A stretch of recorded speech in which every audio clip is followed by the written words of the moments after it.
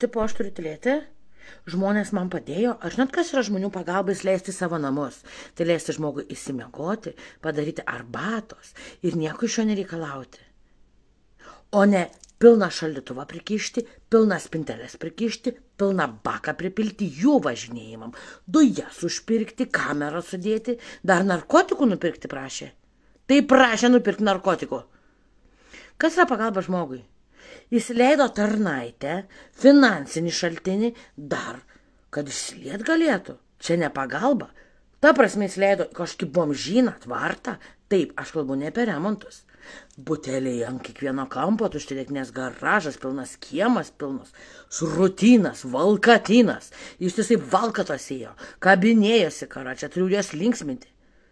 Čia pagalba? Kažkada apšmeičiau. Šlekiai vagis. Visi vagis. Niekada nieko nemelavau. Degradai, kurvas jūs. Kiek aš kalbėjau apie feną. Taip, fenas, pažiūrėk, kainuoja valkatą, pasižiūrėk iš pardavime, kiek tas fenas kuro čekį dėjus. Lerva tu, blėt. O kokia kaina? Melagi, būsi šiukšlynė, būsi ten, užmūšiu pakasiu. Ir visi matau, kai degradai esat. Vaiką nuo motinos atskirti, kad neleido vaiko. Kraš man, va čia, supranti? Va čia. Taip, pavogė pakobuką. Taip, aš nemelavau ir nemeluosiu.